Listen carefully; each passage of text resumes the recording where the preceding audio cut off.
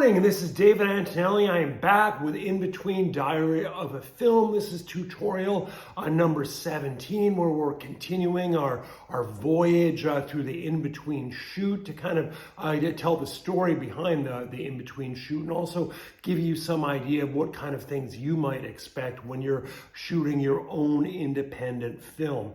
Okay, so anyway, we last left off where we finished the Tower Bridge scene, and then we had the cast party. The very next morning on a Sunday, we had to clear out of the apartment and make our way up to Oxford, because we had these scenes in Oxford where Martin goes to Oxford on the train, which we shot on the train. And then when we got off in Oxford, we had to do some shooting in front of Christ Church College.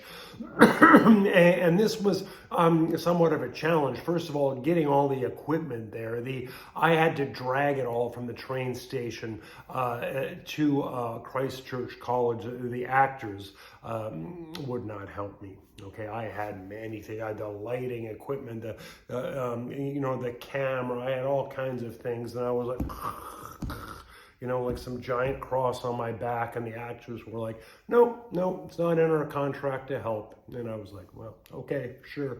And when we got there, we set up, and we had a location permit for Oxford, but not Christchurch, which was impossible to get. And so we are only allowed so close to the front door, just a little bit to the side. And there was a conversation with a doorman, with Martin, and the real doorman was just around the corner, and our doorman, the actor, was there, and we managed to actually get this shot very, very quickly. And then there was another scene where Martin was in a cafe across the street looking. Everything went very, very smoothly. And then another one at a monument in the city center where some students come along, and Martin has a conversation with them. It all went very, very smoothly. But then that was just the morning, okay, that we had to get to Birmingham that afternoon. So then we had to pack everything up again, drag everything to the train station, get on the train, go up to Birmingham. And once we got to Birmingham, we had a gig set up with Chrissy Van Dyke, who had won an MTV Award in the late 1990s. So it was only maybe about 9 years before the film shoot. And it was set up by John Mostyn, who was her manager, and actually was the manager of the Fine Young Cannibals from the 1980s. If you could remember Roland Gift, they had a number of big hits. He had all kinds of stories to tell about being the manager of the Fine Young Cannibals, about having to get Roland Gift to actually show up for a gig. He was slept in late he'd have to throw a brick through his window and everything. So it was actually great to work with a real music professional like John. We were very friendly.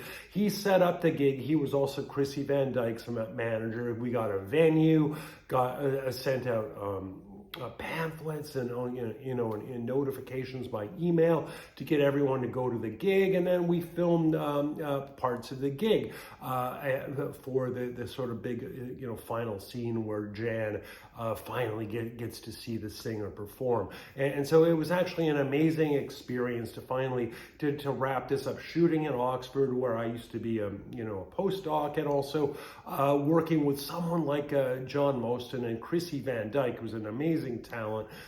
She had won an MTV Award, and then it moved from kind of techno drum and bass stuff into more folky stuff. But she was great to work with, and it all went smoothly. And then after that, we had some scenes to shoot outside of the Birmingham airport as well. And then by the end of all this, everyone was in a really rotten mood because it was just too much too soon. But that was it.